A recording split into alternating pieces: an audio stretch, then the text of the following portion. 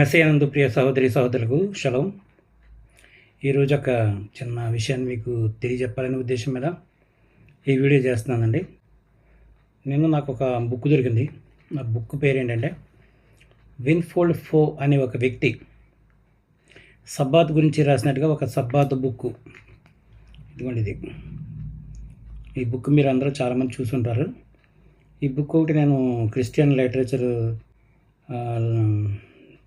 ప్లేస్లో దొరికింది. ఇది అక్కడ చూస్తే నేను ఏమనుకున్నానంటే అండి, ఈ బుక్ చూసిన తర్వాత సబ్బాతు ఆదికాండం నుండి ప్రకటన గ్రంథం వరకు సబ్బాతు గూర్చిన వివరణ, ఆదికాండం నుండి ప్రకటన గ్రంథం వరకు సబ్బాతు గూర్చిన వివరణని ఉంటే ఇది సబ్బాతీలు రాసారా ఏంటనే ఉద్దేశం మీద ఆ బుక్ తీసుకుని చదవడం మొదలుపెట్టాను.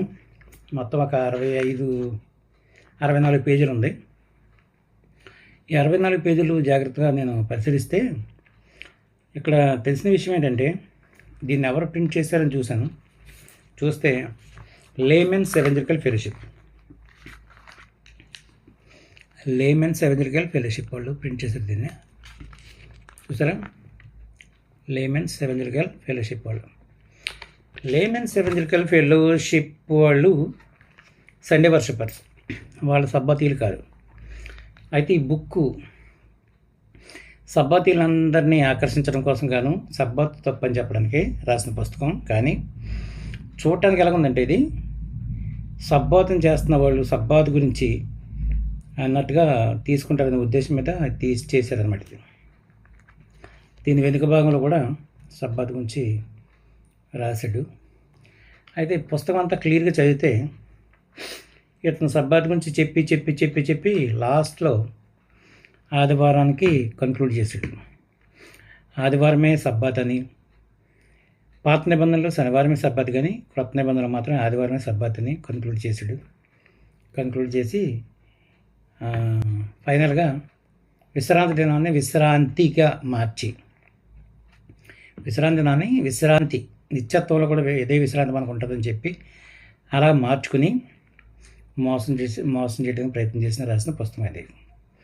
వీళ్ళందరూ ఎలా ఉన్నారంటే, క్రిస్టియన్ బోధకులందరూ నడి సముద్రంలో ఓడజాడ, బండ మీద సర్పం జాడ. బండ మీద సర్పాలంటే, బండ అంటే ఎవరు? మెస్సయ్య. సంఘాల్లోనే సర్పాలుగా ఈ విధంగా బుక్స్ రాసి ప్రింట్ చేస్తున్నారు. ఈ మధ్యకాలంలో సబ్బాత్కి బాగా వ్యతిరేకంగా చాలా ఎక్కువ రాస్తున్నారు. అలాగే దుర్బోధలని ఇంకో బుక్ ఉందండి. ఇదో బుక్ దుర్బోధలు, ఎంసి న్యూటన్ బాబు గారని. ఈయన ఒక ఆయన నర్సాపూర్లో ఉంటారు. ఈయన ఒక ఆయన రాశాడు, ఎంసి న్యూటన్ బాబుని. ఈయన ఇలా చాలా బుక్స్ నేను చూస్తున్నాను ఈ మధ్యకాలంలో. దుర్బోధలు అంట. ఇదొకటి దుర్బోధలు. ఇది యూసీవీసీ వాళ్ళు రాసిన పుస్తకం ఇది. ఇలా చూస్తుంటే 1 by 1 ప్రతి వాళ్ళు కూడా పరమ తండ్రి మీద రాయటమే, దేవుని సేవ చేస్తున్నామని చెప్పుకుంటూ ఎవరి మీద రాస్తున్నారంటే దేవుని మీదే రాస్తున్నారు వీళ్ళ పుస్తకాలు. అది గొప్ప విషయం. అంచగాల దుర్బోధలు ఇదో పుస్తకం అండి. చూసారా? మరొక యేసు, మరొక ఆత్మ, మరొక సువార్త అని చెప్పి ఇదో బుక్. ఇలా చెప్పుకుంటూ వెళ్తే చాలా ఉన్నాయి. అది ఇంకో బుక్ ఉంది, భిన్న బోధలు. ఇది ఎవరంటే జోబ్ సుదర్శన్ అని ఈయన ఒక ఆయన. ఇది కూడా సబ్బాత్ వ్యతిరేకం, యావే సమాజం వాళ్ళందరినీ కూడా చాలా దారుణంగా మాట్లాడుతూ రాసిన పుస్తకం. అర్థం కాని విషయం ఏంటంటే అండి, వీళ్ళు ఎంతో గొప్పగా చదువుకున్న వాళ్ళు, డీడీలు చేసిన వాళ్ళు, బీడీలు చేసిన వాళ్ళు, థియలాజికల్గా కూడా ఎక్కువగా చదువుకున్న వ్యక్తులు ఎన్నో విషయాలు పరిశీలన చేస్తూ, మరి ఈ విషయాన్ని ఎందుకు పరిశీలన చేయకపోయారో నాకు అర్థం కాల. కానీ ఈ ఆదివారం అనేది దుర్బోధుల్లో మహాదుర్బోధ అన్నమాట. ఆదివారం ఆరాధన అనేది అసలు ఆది అపోస్తలులు ఎవరు చేయలేదు, చేయమని చెప్పలేదు, చేసినట్టుగా దాఖలాలు లేవు. వీళ్ళు ఎక్కడెక్కడో the first day of the week అనే కొన్ని వచనాలు తీసుకుని దానికి ఏదో కథలు వెళ్తున్నారు తప్ప ఎక్కడ కూడా ఆదివారం ఆరాధన అనేది బైబిల్లో లేదు.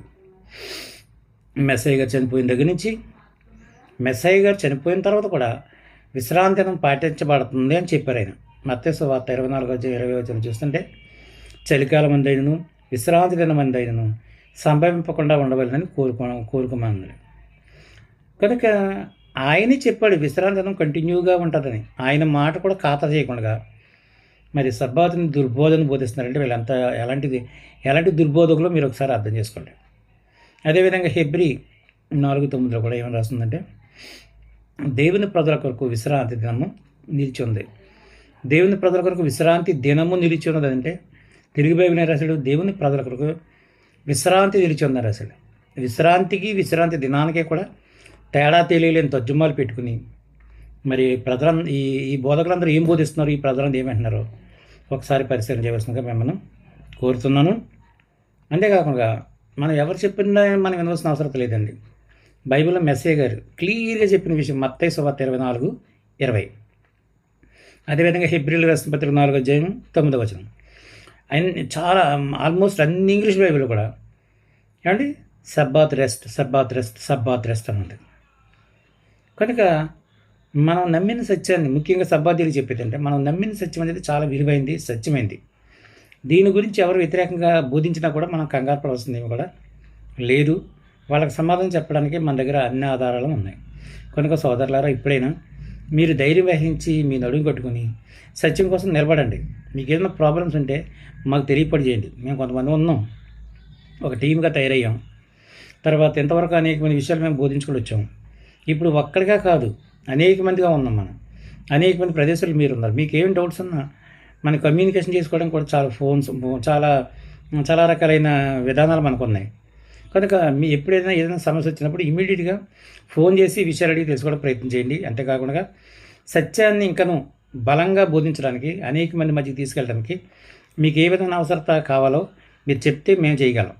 కనుక ఈ సత్యం విషయంలో మాత్రం ఎవరు కూడా కంగారు పడకుండా, ఇబ్బంది పడకుండా మీరు ధైర్యవంతులుగా ఉండి సత్యాన్ని ముందుకు తీసుకురావాలని కోరుకుంటూ ఈ కొద్ది మాటలను ముగిస్తున్నాను. పరమ తండ్రి మిమ్మల్ని, మీ కుటుంబాలను, మీ సమాజములను దీవించి ఆశీర్వదించగాక. అందరికీ షలోం.